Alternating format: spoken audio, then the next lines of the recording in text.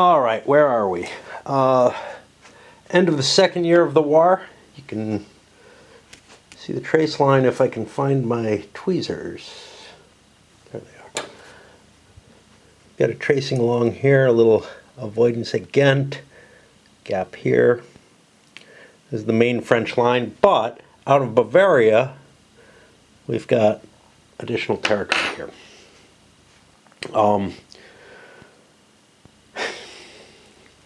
Obviously, this was the main gains by the French. It looks more impressive maybe than what Marlborough and the Dutch have managed to take, but it's not. I probably devoted too much force down here, but as the French player, I see knocking Austria out of the war as the key to achieving some sort of success in the game. I've got some food going, so I gotta go up and cook, but and I also have a raccoon fight going on in my yard. First time it happened, it scared the crap out of me. Like, I thought much larger things, not more vicious things, because they're fucking vicious. Quick French assessment, and again, I'm playing kind of with hidden information, maybe not entirely, but I probably shouldn't dash straight for Passau. I should try to coordinate my two French army, the French and Bavarian armies, to take Nuremberg. This had to be here to protect this, otherwise the Imperials could start cutting away. I just can't give them a shot at Paris, you know. Over here, I don't know.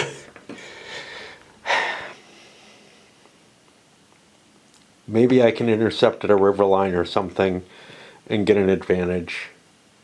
I don't count on being able to defeat Marlborough.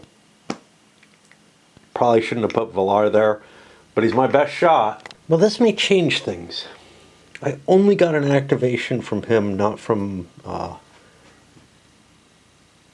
Catanat, I guess. I also got Villar, but again, I don't know what to do with him. Do I take a crack at Passau? How does that work? Let's look at it again. Primary magazine there, and a French army has exited towards Vienna. The French player may roll 2 dice on this table. Oh, I didn't think about how big my army had to be. It's 33, which is actually quite large. But I was thinking about having to fight. Each turn after. If I move this way, I think the Imperials have to follow me. I don't think they have a choice.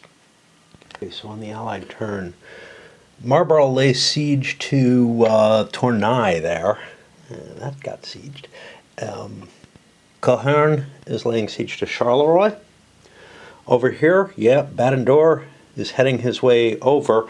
The French were unable, or the Bavarians were unable to get a reaction roll. Now, they could only use it to intercept, and intercepting would mean crossing the river, but I'd be in better supply situation. My supply situation is kind of tenuous at this point, and I may have to fall back. This game is so weird, the amount of maneuver and everything. Somebody actually brought up, and I agree, but for various reasons, the old Freddy the Great game, Frederick the Great, by SPI. Is that a Berg? I don't remember. Which is seen as an absolute classic. Some people compare this to that. And I can see why. With the rolls for activation and the interceptions and all that, it feels there are very, very similar aspects to it. That is obviously a much more polished and completed game. However, I like this one better, and I can say a couple of reasons why. One is the small number of stacks in it. This has less stacks operating. I always felt like Frederick the Great had, like, I always felt too torn. The number of fortresses that present a barrier. I felt like you could penetrate too far and move too quickly in Freddy the Great to make me happy. I felt like I had too many options, right? To be able to just play the game and let it play itself. I don't know. But I also didn't have any kind of grasp when I played it. And maybe this, I think I reviewed it. this may have just stuck with me. Any kind of grasp of sort of the maneuver intricacies. And that may be because of the noise that was present on the board. Here, where there's so little, there's like a move here, oh, I've got to pull back now, you know. It feels so much more visceral to me that the sort of tactical considerations or strategy or whatever, but really the tactical considerations of how to deal with the fact that someone moves in a certain place and how you have to fall back or position yourself. In that game, I felt like I just slammed the troops together and attacked, you know. The supply was easier. Everything felt easier to the point where I had so many, you know, where I could do whatever the hell I wanted. And when it's whatever the hell you want, you don't feel as cut off as you do in this. I think this expresses things better for all the problems that this game has. The net effect here, Marlborough succeeds in taking Tournai. We didn't get a siege roll there. Move this into June 1. I'm letting Raid kind of play itself, so I can come down, I can steal a turn when I get a chance to do that. I don't know how often I'm going to be able to do that tonight, but it's what I did here. Down here at a weird time in the morning, oh man, I've got some blinds that I can move into place, but this light is ugly. The reason is that I'm down here is I haven't been able, I fell asleep for a couple hours, and I had a drink last night, which is a little odd on me. I wasn't sitting out on the porch drinking, I was playing Raid and made myself a drink because, here's the beautiful thing, I got jury duty again. I mean, it was just like a month ago when I got rid of the letter and said, oh good, you know, this is done. When I had to call in and whatever. And now I got it again, apparently, you know, different court, whatever. I got it from the county court the first time, this time municipal. And that throws me into another month of hell. I don't know, you know, they don't know what this shit does to me, right? It's like taxes every year and whatever. Anyway, I'm going to try to slip in a turn of this. I don't think I'll do much more than that. Raid has been really demanding on me. I need to go shopping. Theoretically, I mean, I'm out of food, or at least out of a lot of food, but I just have such a hard time making myself do that. French Villar was a particularly hard choice, but I swung around behind and moved up to Lille. I may actually build a fortified line there. Lille is so important, and it'll give me a slight defensive advantage. It'll give me the place where I want to fight Marlborough if I have to fight him. It's sort of the last. Let him waste troops on another fortress if he wants to. This one would do. Otherwise, it's both of these to maintain some sort of supply line, or else he could build his own fortified lines on the way there, but that's really an expensive task. Over here, the Bavarians didn't get an action. That's fine. They don't really need one, so I'm waiting to bring these forces up. But Baden-Dour might launch an attack on them, try to drive them away from Passau, or he might move in and build his own fortified line at Passau. However, he would rather face just one of these two armies rather than both of them. So, I kind of cheated. No big shock. And who knows how much I did that before, but things are so dense here, and I doubt I have because they weren't this dense anywhere else, that I could not supply through either of those. So what I need to do is I need, let's see which army I got here. So that's the Dutch First Army. I need to pull a strength point off that and create a Dutch detachment of 1 strength point. And because I'm creating this out of an army and it's in the field, and I would have just created this as I moved in here. I would have put it here. And I'll pull a Dutch leader. Someone asked where Yojin was. Yeah, he's he's over there somewhere. He just hasn't been drawn yet. Light is past. Okay, so I went back and I scooped those guys back up, went here and sieged and succeeded to take Courtrai.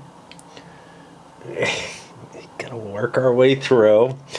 And Cohorns ended up taking Charleroi successfully. The the Imperial troops did not get to move. However, the Northern Allies did. They're kind of in an ugly position because this may be decided, and then these guys are kind of useless on their own because they're not an army, so they can't siege anything. So moving them in this direction may not be the wisest thing, but if I need them here, I need them there. If I lose here, that's terrible, right? But Marlborough probably has a chance to pull, a victory out of defeat or something along those lines. So I'm not that worried about it, but I'm a lot more worried here. If this ends up kind of being a draw or whatever, getting some additional forces there, that can improve the demoralization status, stuff like that. So it's kind of cool. Okay, and Passau has been taken. This guy, Catanat or whatever, cut down this way. Now, he cut down so far over so he couldn't be intercepted. If, let's see, 1, 2, 3, 4, 5. If I was on this hexer or closer on my river crossing, I could be hit crossing the river.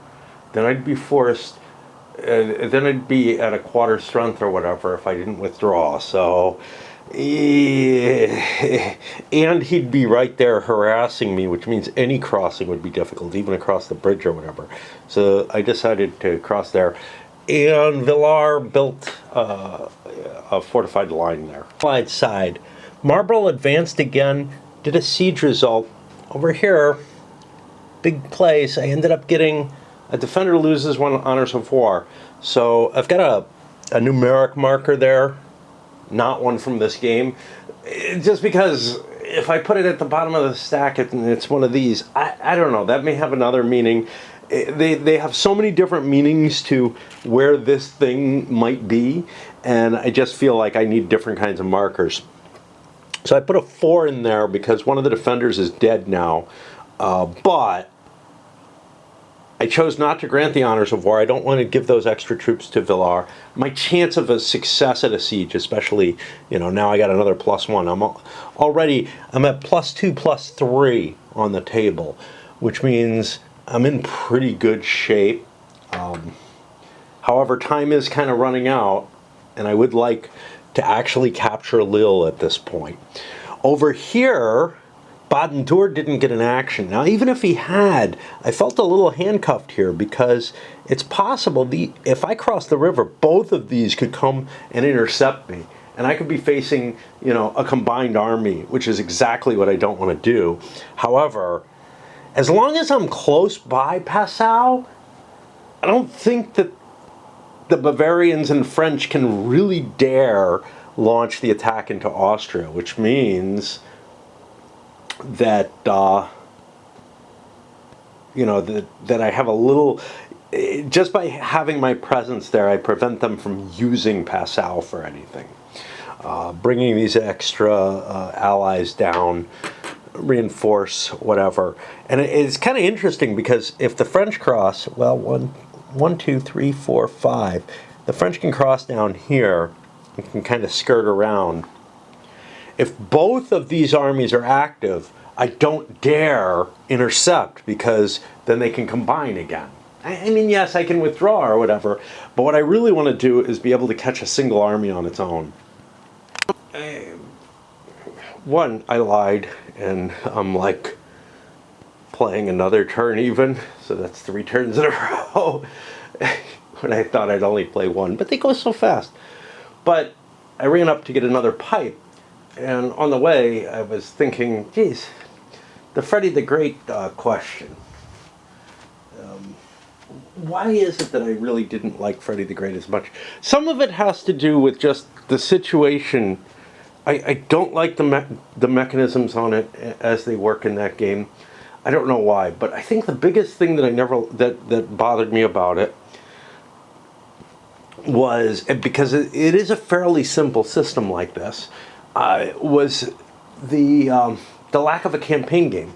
This game, I got all these years, and each one has its own manipulation of forces, etc. I'm pretty sure somebody came up with a campaign rules. I mean, obviously somebody did. Many people, I'm sure, have.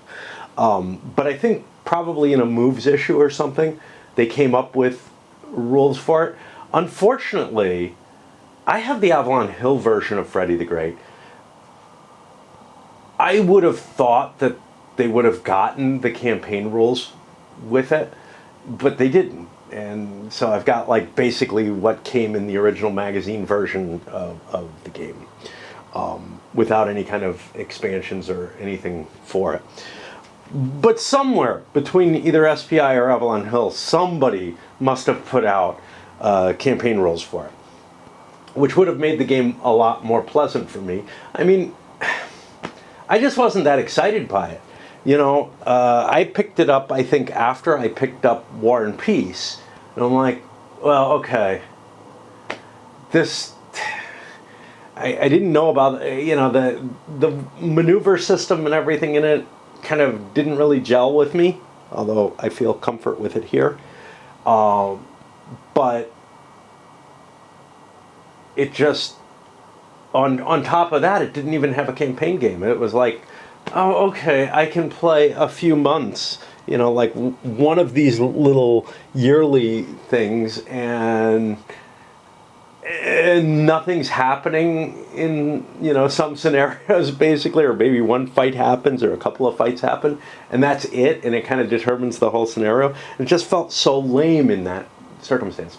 What I do know, and I think it was by 3W, they put out basically a copy of Frederick the Great.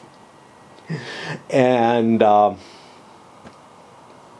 it did have a campaign system. It was a badly, I mean, the game was in as bad a situation as the rules for this. And it may have been the same people who put it out. They may have put it out with because I know this came on, what, the second to last Wargamer magazine, because they got S&T for a while. Anyway, onward and upward, and I have to swap batteries. Laura's kind of standing on his fortified line in a absolutely static position. That line can still be breached by Marlborough, but right now it's the best I can hope for, I guess. And I got activations with both of the armies down here, so they coalesced. Now there's some issue, which is Badendor, if he crosses the river, well, if either side crosses the river, the other side gets to react.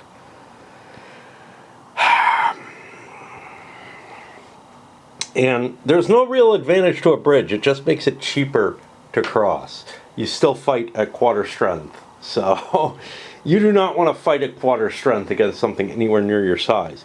So I feel like if I have to try to press the issue, I have to get across the river. I may try a probe across the river. I might end up getting caught, whatever.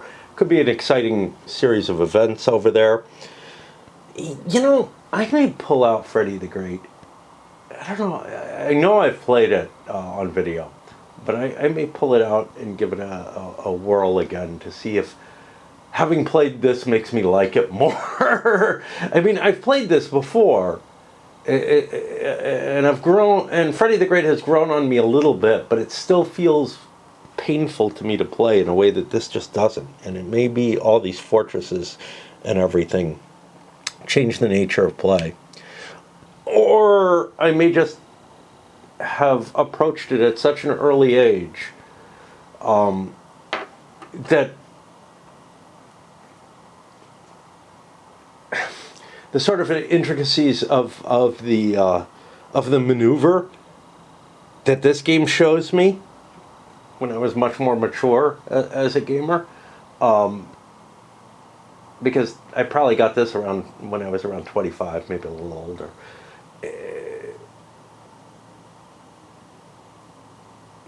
Just didn't gel immediately, and the problem is when I go back to it, I don't approach it the way I did this, right? I still approach it in that age when I first started playing it, which would have been, probably around 15 or so. I don't know. But yeah, let's go on to the Allied turn and see what they do. Oh, my damn battery is cock blocking me again. And speaking of which, Marlborough ended up in the same situation, once again getting an Honors of War choice with a defender dropped. I took another hit on them. I still have enough time to complete the Siege of Lille. That's sort of my goal for this year. I would have hoped to get further, but we'll see. Cahern still not doing shit. The Imperials sucked up the Northern Allies forces and added them to their army. I still have 1, 2, 3, 4. 1, 2, 3, 4, 5. I can still intercept up to here. However, this army could come here 1, 2, 3, 4, 5, 6, 7, 8, and put us both on the same side of the river. It can't attack me if it does that, though. And they kind of need to attack me. I have to do a little bit of rules crafting here. Each turn after a French primary magazine is placed at Passau. It's not there yet, but it will be on this time. And a French army, not detachment, has exited towards Vienna. But it doesn't matter the size of the French army. Now, if we look at the two armies that I have here, it would actually be the French army that would go there. Has exited toward Vienna, R55, S55, RRSSTT. Passau's here. Look here, it's kind of along this line. This is the 55 column, so yeah, it would be coming off the map here. If I can exit the map there. Now, if I look at the two French forces, this is 32. The smaller army is only 15. I can't send the majority of that in a detachment. But what it means is that I can have this 32 plus whatever I can create in a detachment. Now, there's a limit to what you can detach.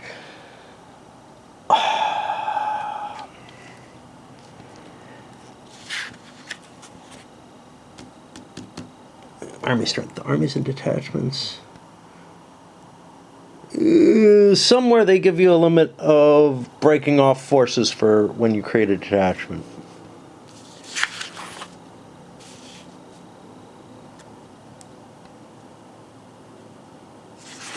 I'm going to have to sit back and sort through it because it's not easy to find shit in this game. Like, detachments. Armies may freely divide, split off, see political limitations.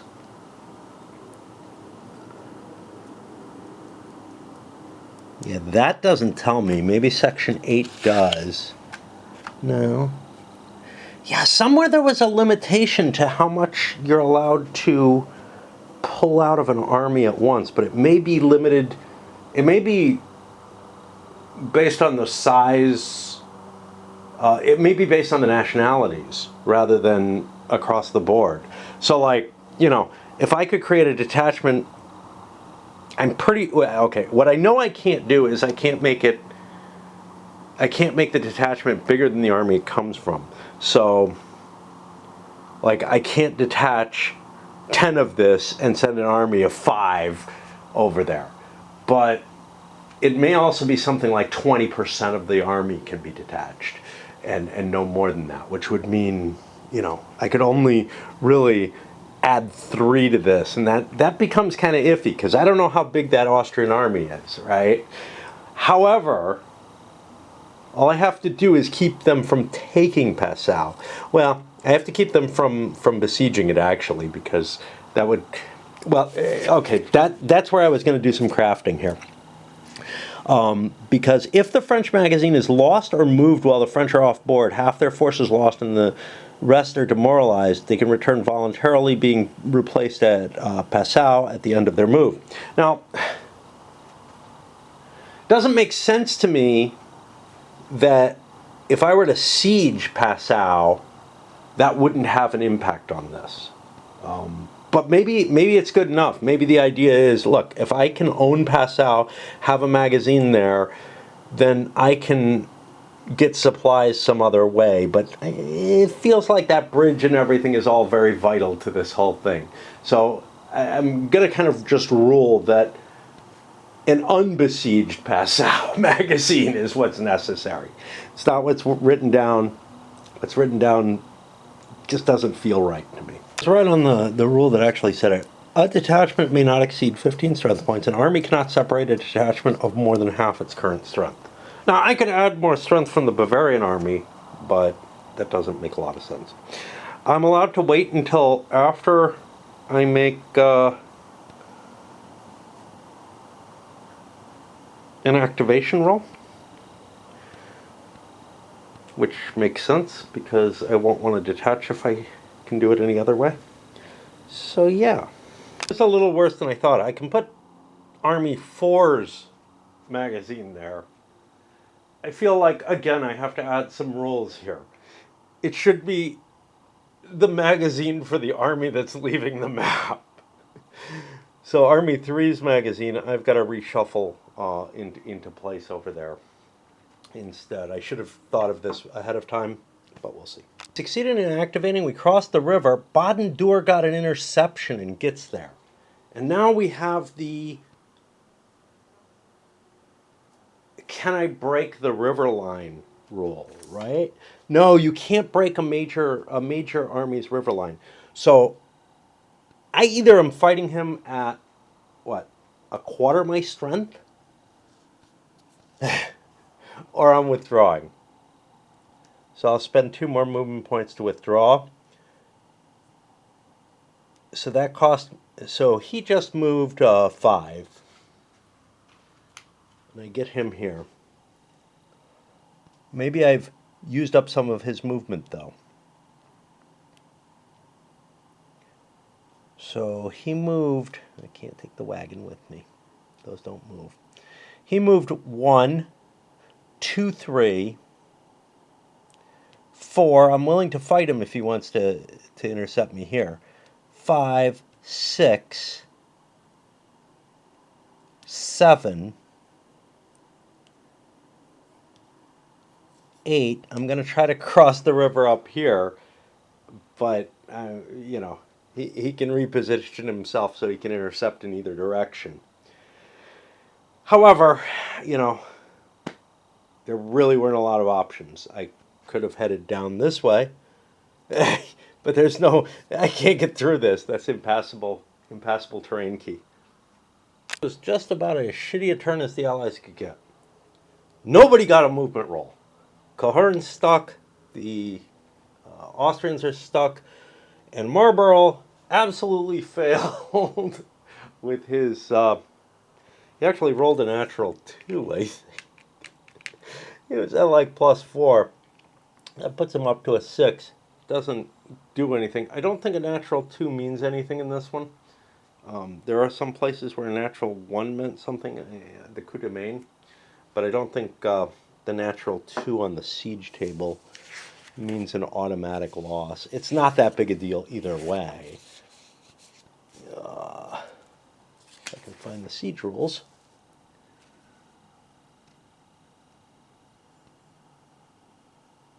Yeah, I don't see anything about a natural 2. And that's fine. But, you know, now I don't have the option of giving the French a couple of strength points for a turn. Instead, I'm just stuck besieging it, and I'm running out of year. I kind of want to stop, even though things are exciting, for the simple reason that they're too exciting. Like, what's going to happen is going to require a decent amount of effort and time, and I know shit's going to get real pretty soon, right? Wonder what there is about me in that way. It's like it's got to say something about me that, like, just as it's about ready to break open, I'm like, yeah, I definitely don't want to do more now. Something which may appeal to me more about this than Frederick the Great is I get the feeling in Frederick the Great it was pretty damn easy to move your forces, and here it's a really iffy thing. Now that may be historically accurate and everything. I have no issue with that, but I really like the randomization of movement, the degree of an effect that has on this game, the amount of he's just not doing anything, and he's not done anything for quite a while. He's not that bad. 2 through 7, he should have a pretty good chance. I mean, 7 alone is 1 out of 6, right? And likewise here, it feels like it has a bigger effect. Although the times that you don't get an activation certainly would have a big impact in Frederick the Great. I also don't remember rivers having the kind of impact that they have on this. Again, it's been a while since I've played it, and maybe if I go back to it and play it right after like playing this, I'll have a different view on things than I did the first time that I played it on video, and certainly every other time in my life. It's always felt like such a dull game to me. Now, I have to say, this feels dull too if you take the picture of it outside of the whole campaign. You know, in a sense, each year feels like a turn in another game. Okay, so all this contemplation about something I didn't know anything about anymore. I went upstairs and up to the loft where I have my war games, and I looked at Freddy the Great. I just skimmed the rules a little bit. The movement system is nothing like this. It's this. I mean, it kind of captures some of it. Yeah, there's a roll to see if you can activate, sure, but. Actually, I didn't even see that. I didn't look closely enough for that. But it's got this double pulse movement where one person moves and the other person gets to move as sort of a reaction check move, as opposed to this where you get to intercept stuff that's within range. I don't know how much of an impact it would have on me. And I suspect that the other game that I played, the 3W game that felt a lot like Freddy the Great, was probably closer to this system. And I'm just conflating the two. I know it looked like when the guy broke it out, a buddy who lived across the street from me, that was a really fortunate time in my life gaming-wise. I basically moved in across the street from a guy I gamed with. And we didn't game anywhere near as much as either of us probably wanted to. But because I know he mentioned it at some point, that like, wow, it's really weird that like now that we live across the street from each other, we game less than we used to. But yeah, he picked that thing up, and I know the rules were not in good shape or whatever. But I remember the first thing I thought when I was looking at it and everything was, this feels like a game I own and have played, and I don't know that I recognized just what it was or looked for differences with it, but I felt like I was playing the same game except there was a campaign game. So There we have that. I've sated my limited curiosity with, yeah, they're not the same system, and there's stuff in this. It's that contemporaneous movement with interceptions and stuff all happening at the same, during the same movement phase that works so well for this system, at least in terms of making me happy, right? Where I think like I felt completely handcuffed playing Freddy the Great. Like it was a situation of, oh, if what I read is correct, okay, I'm going to try to move my pieces and I'm going to try to get them so that they can, coordinate by getting them within range of each other so that before I can't get close enough to the enemy that he can react to me, I just pile my stuff together, right? And make myself invulnerable. I know I'm better than him if I do that. Like if I've got Frederick and Henry and whatever. And I just feel like it was constantly this annoyance of almost knowing that I couldn't be interfered with in my plans, but my plans had to be more precise than I like making. Here, a lot more feels like it's up to the luck of the rolls and whatnot as to whether or not somebody gets caught off guard. I'm sure that there are situations in the other system. I can see the differences in the system being enough to make me like this game and not like the Freddy the Great core system with like, phasing players move, non-phasing players reaction move, phasing players follow-up move, which is I think how it works. I'm not sure. I have a whole bunch of weird shit in there that I thought would include the campaign. It doesn't. It's like the Silesian Wars. It's a bunch of different scenarios from like the prior, I think the Austrian succession stuff that's just been thrown into the game instead. I don't know. Yeah, we come down here 2:33 in the morning. Raid has finished with me for a couple hours. But a question has been raised about, hey, is it all reasonable that Eugen's not on the board right now? Because, he is far and away the Imperial's best commander and is known to be, right? He'd fought in several campaigns before this, was commander-in-chief.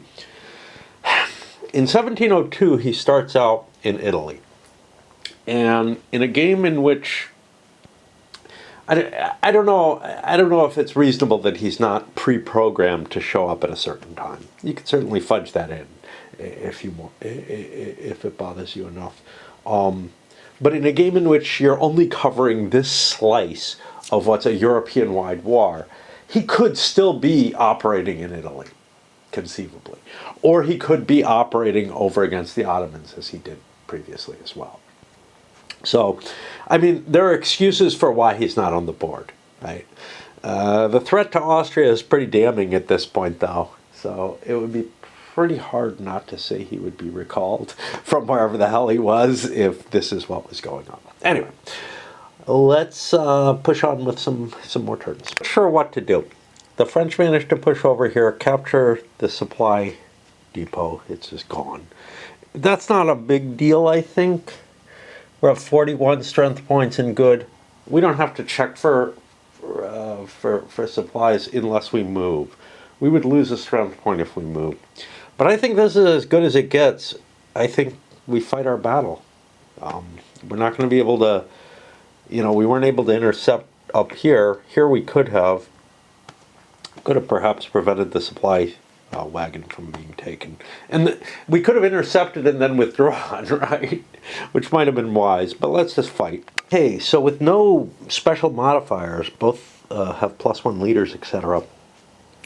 The fight ends up slightly in the French's advantage, but they are outrolled by the Austrians. The Austrians take 7 hits, the French take 8, But that works out to be just about 17%. So really close, actually. 17.021. Put this 021 there, because I think that's of importance. So if both sides are demoralized, which they are, how is this handled? A routed force is subject to pursuit. Where do we get to route? Okay. If a force takes losses, for force receiving, if neither force routes, the moving player may move on. Yeah.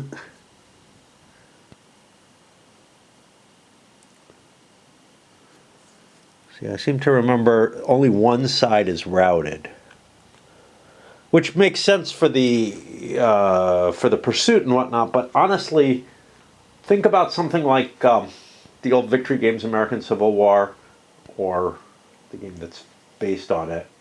Well, maybe two games are based on it, but I can think of one, the Franco-Prussian War game that's based on that same system. I'm not sure if the GMT thing is based on the same system. If both take such losses, the force receiving the higher loss routes, again, I think this is going to be by percentage.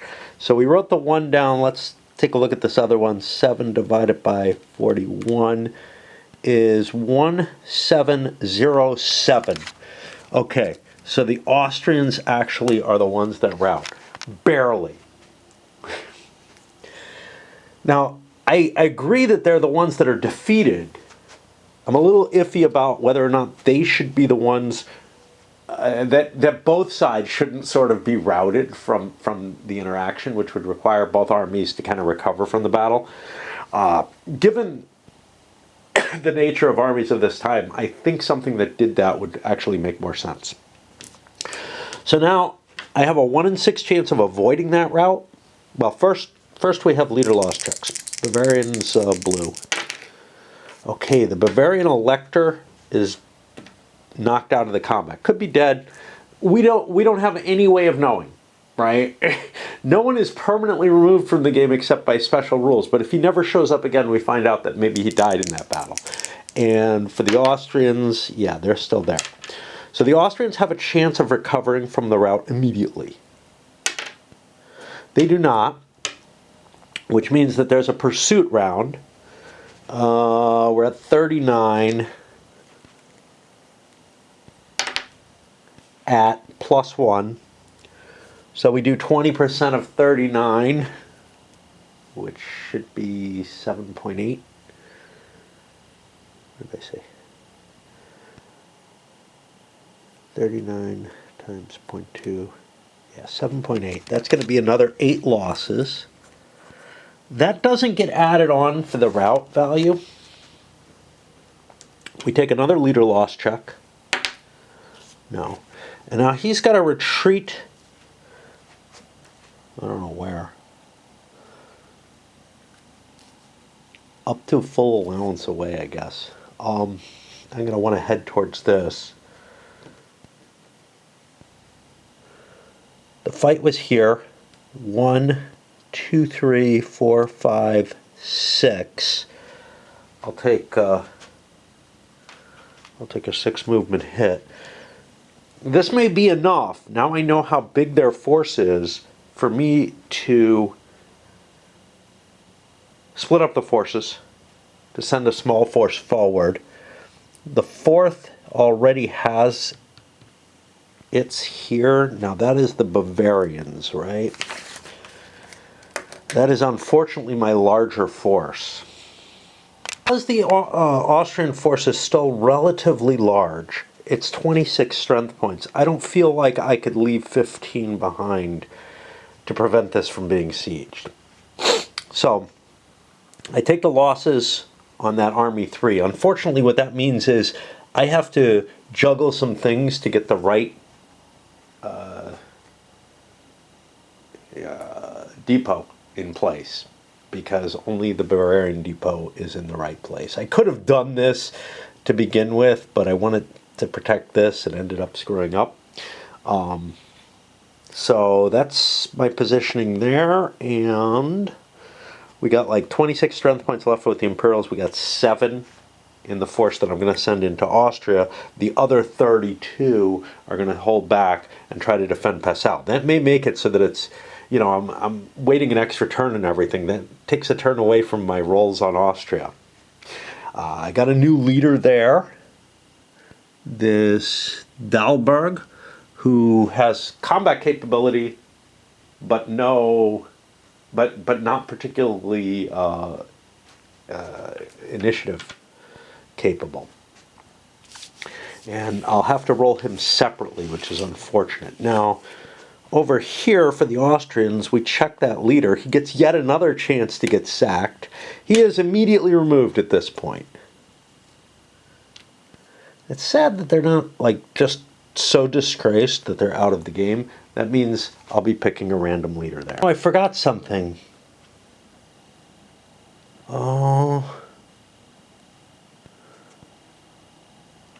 it's not here. I thought there was something that removes a lead. When a leader's removed, you got a reduction in the demoralization, but apparently not from this. But maybe. Let's see how this is worded. It might be leader replacement. If due to loss or optional rule, the defeated commander is replaced, the duration of demoralization is reduced by 1. So the Austrians actually used that. Yeah, I thought I'd read that. But I didn't think it applied here because you'd think it would be commented there, but these rules are so... right? Okay, on to the Allies. Their point of view, Menem fell, Cahern moved down here to siege. What is this? Marlborough. And this moves forward. The season drains away very quickly.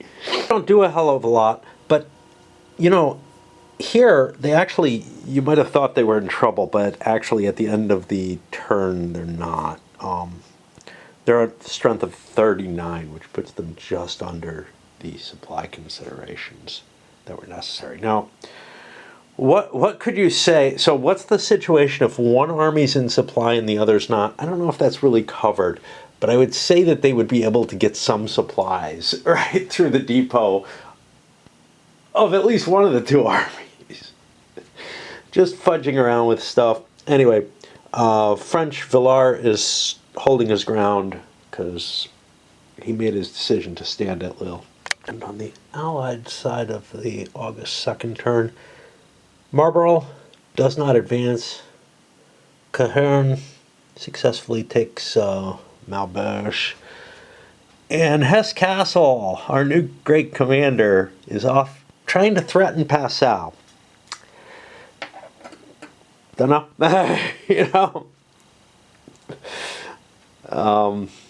You know, if I get close enough, I could actually, I've gotten close enough, I could actually, 1, 2, 3, 4, 5, is this the SS is, I believe that.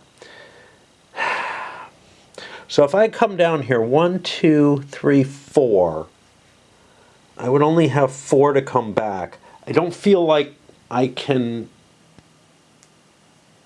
contest his threat here.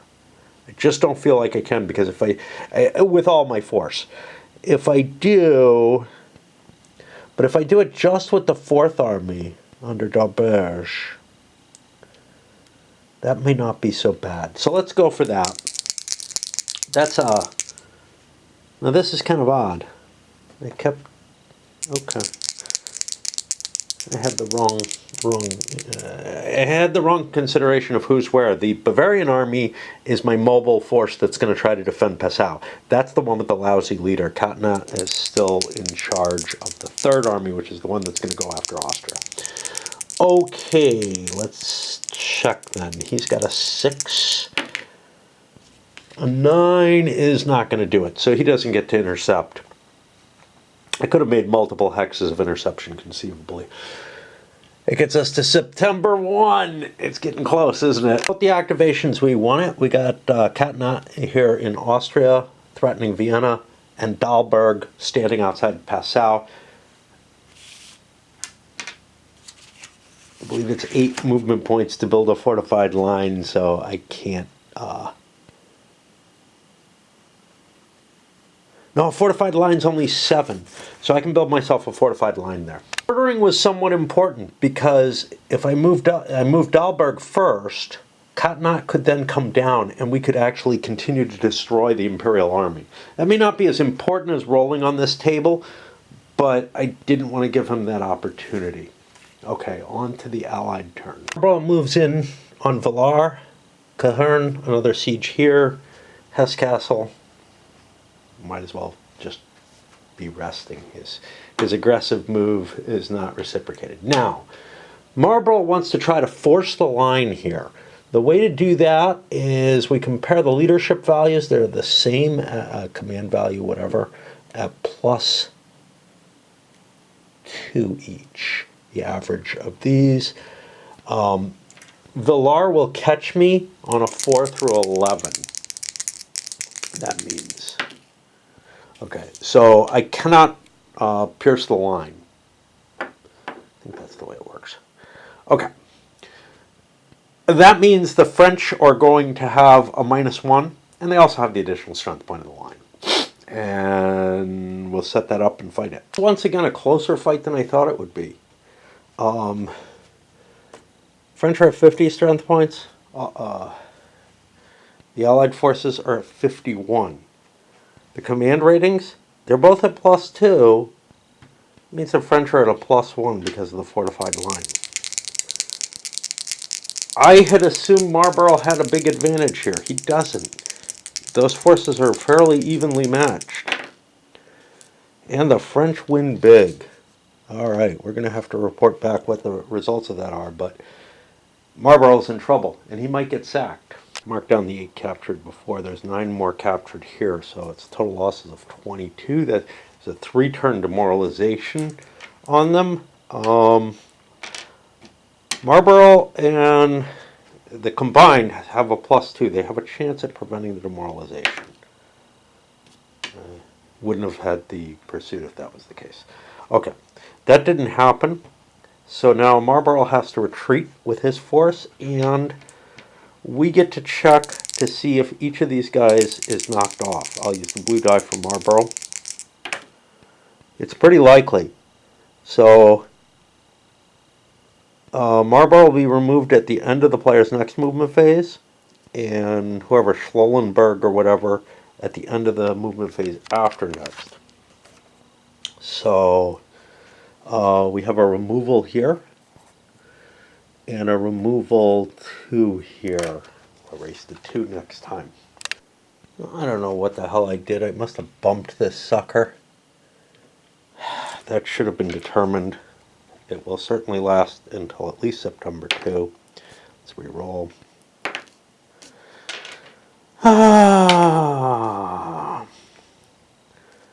That would be...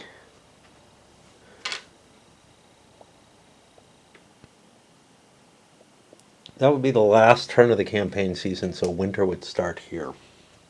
I don't know what happened and why it ended up where it is. Yeah, end of August too. Yeah. But no matter what, it gives the French a shot at everything, right? Another shot to hit Marlborough here, a shot to hit Austria. To note a couple of things. One is the losses were sufficient. I didn't allocate the losses. The losses were sufficient that I could eliminate the Dutch army. So his commander is just back in the pool. His army is gone. Villar got an activation, but he's got a problem. He can't get supply through any of this. Again, we hid behind the fortifications, so we could go as far as Tournai. And we can actually lay siege to that. I can't pick up... I'm actually at 44 strength points then, because I don't have enough strength to pick up the line, which is fine. I do not have a siege artillery. Do I want to roll? What is this? This is a 5. It's not that big a difference. So 6, 45. 6 goes into 45. Oh my gosh. 5 nines. I don't know. Let's see. We don't have 10 to 1. We have 5 to 1. So we're at +1, but -1 for no siege engine. So we're going to be at even on the siege table. We do get to get a roll right away, though, which is a big deal. We get a 9, which is pretty good. That's going to be a defensive loss and honors of war, which we'll grant, but those are extra troops that can go up to the Brits, because that's the closest fortress, or a closest fortress. Now we have one other thing we have to do here, which is I roll 2 dice consulting the table. Do I have a modifier on here? I thought I had a leadership modifier, but I don't think so.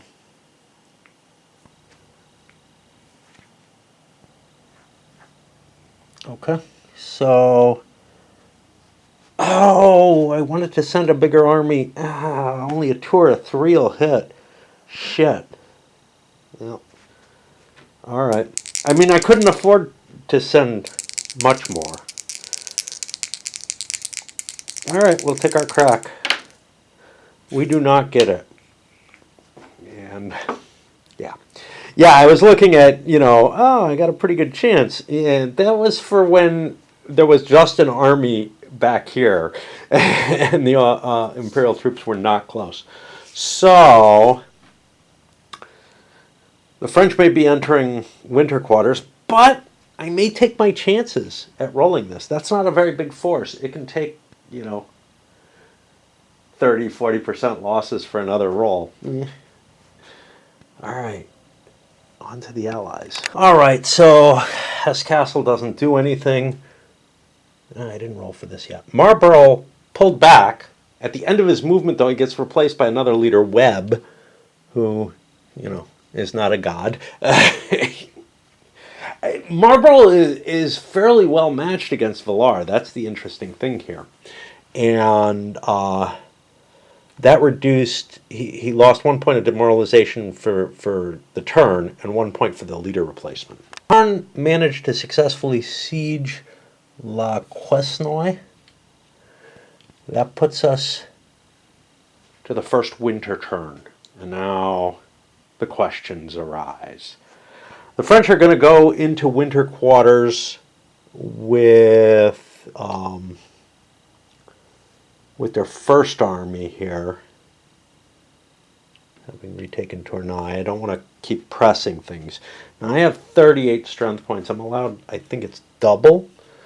So if I keep 12 of that there, in garrison there, that should cover things. We'll just ignore, the rest are spread out, whatever, or off board. I just don't want to do bookkeeping. I'm just going to leave him there as off map. Same thing here. Dahlberg has 31. See, I can't afford to leave Passau as it stands. So I'm going to drop to 29. And I'm going to put a 2 strength point detachment there, for which I can draw a leader. This is the 4th Army. Okay. This will all come off map.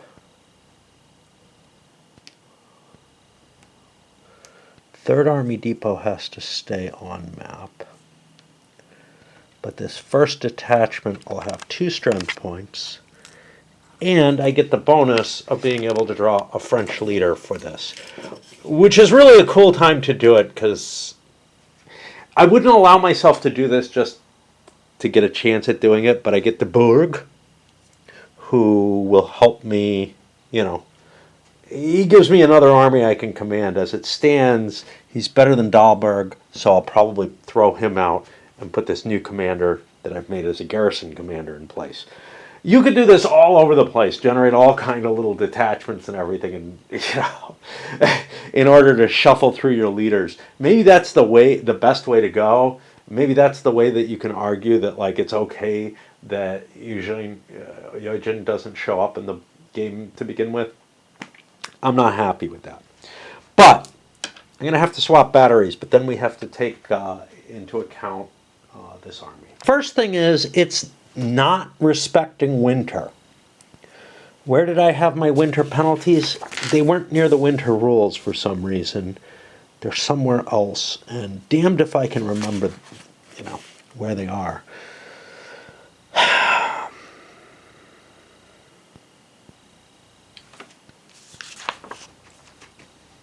Winter stack, yeah. Stacking is halved. There's a mandatory desertion of 10% per force per turn for all forces not in winter quarters. Okay.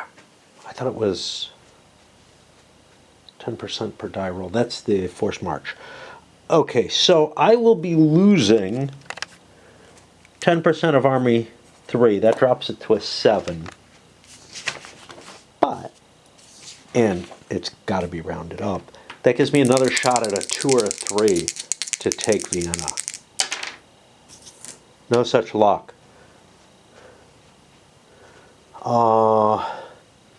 We go on to the Allied turn, I guess. Allied forces fall into winter quarters. We slip down another turn. These are garrison, they're legal garrison. I can remove Valar from the map. He's no longer of any importance. His garrison can be redeployed as I wish. So that's no issue.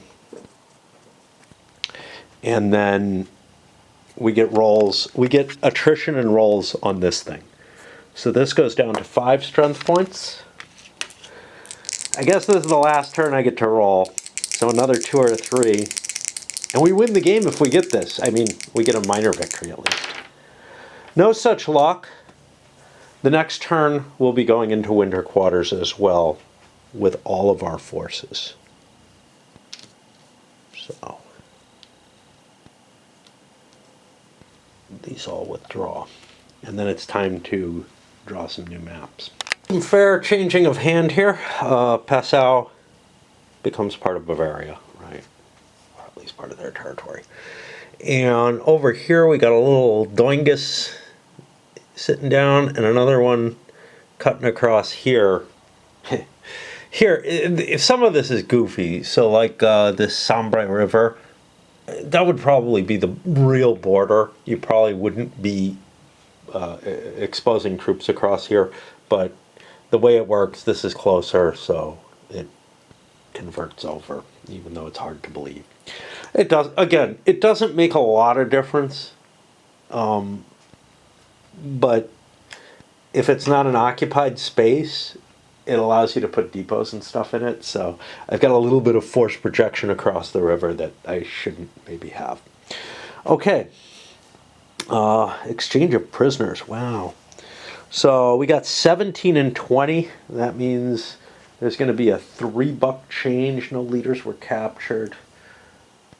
Whew. I always forget about capture of leaders. And this is still the same. It's this little Doinkus that I'm leaving as is because drawing, some little tiny thing around it doesn't make a lot of sense. The actuality is I own this hex too. If I really wanted to draw it. And I think that's it. We have a couple of siege artillery that the French have captured, which are an extra $1 each. Plus, maybe more importantly, they're going to cost $10 each to restore instead of the $5 to maintain. I forgot. You're allowed to dismiss generals during the winter, if I recall correctly.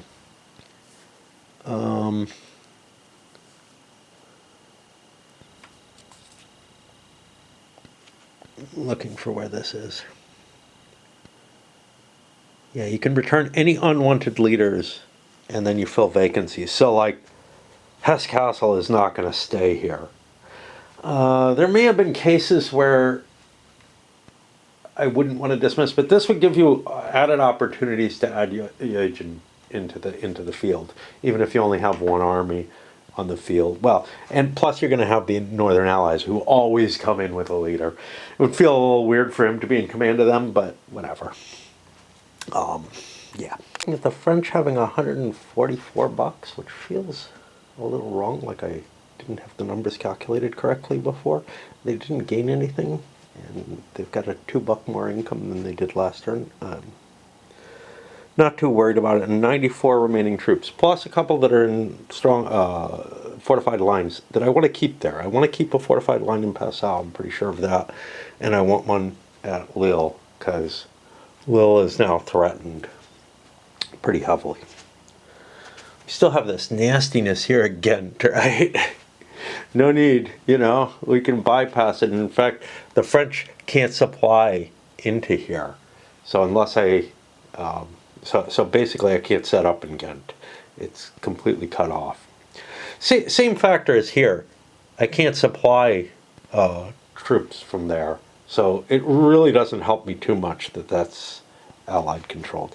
For the Allies, we have 51 British troops, 53 bucks. I gave them all the goodies, all the surrendered troops that were coming back. It was 20 French and 17 Allies.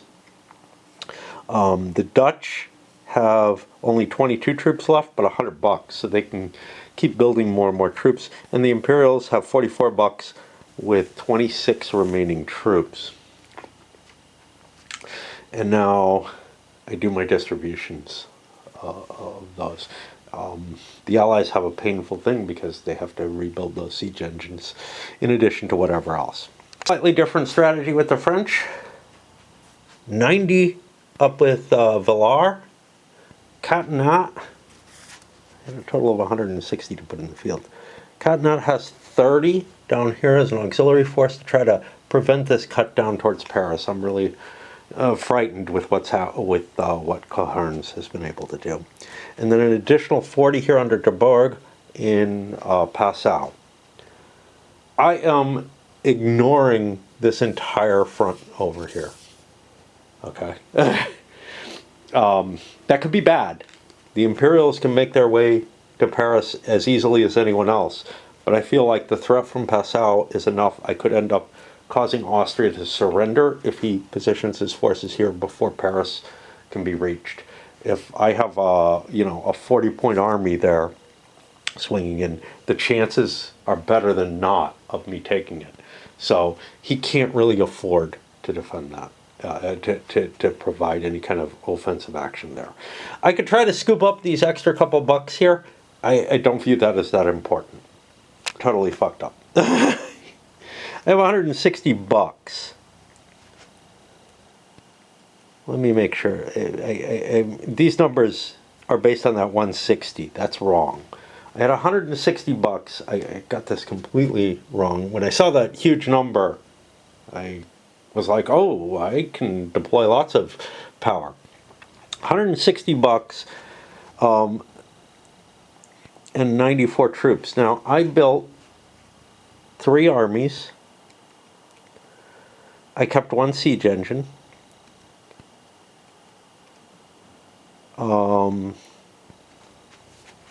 I have 94 troops.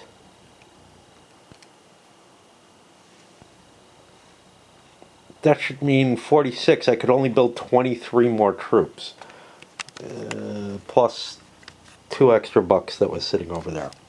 So 24 more troops. So this is what I should have. I don't know what that plus 16 is. What is that plus 16?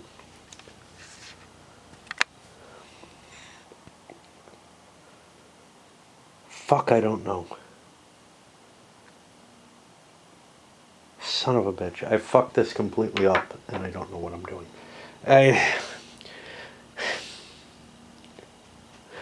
This is where freestyle type stuff doesn't work very well. So I had 144 bucks. What is this plus fucking 16 in here? I think, let's erase this. I think the idea behind that was supposed to be 16 extra troops. So let's take a look again. 144 minus 3 armies, a thingy mabobber, a siege engine, 94 troops. That comes out to 30, not 16. Plus 2, 16 extra troops, not 34, not 24. Yeah, I was probably working with that. So 16 extra troops, this is what I should have been working with. So instead of 160, I have 110.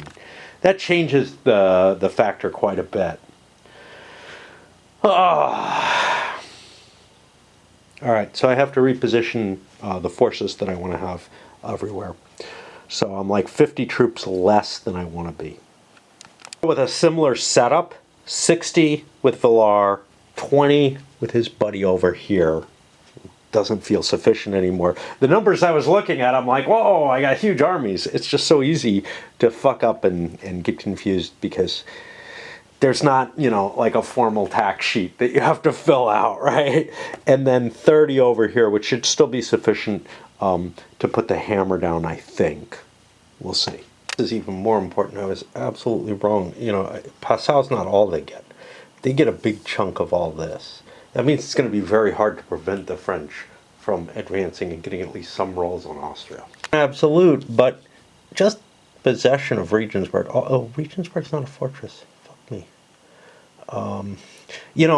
So possession of Nuremberg actually means that parts of Bavaria just disappear immediately. I'm really bothered by this. I feel like the terrain adjustments work okay up in the Spanish Netherlands. I don't feel like they work well where there's not a lot of fortresses, just in terms of being able to position forces, etc. But by the rules, this territory here is off limits to the Austrians. That's going to give them a hard chance of being able to interfere with the French leaving. Fortunately, I gave the British too many of the goodies here. They ended up with more troops than they had money to support. The $3 for the exchange of prisoners didn't make up for the fact that I had 51. So I did a little bit of gymnastics, ended up with 34 under the Imperials over there, under good old Baden-Deur. Yeah, I drew Baden-Deur and Hesse-Kassel again, great.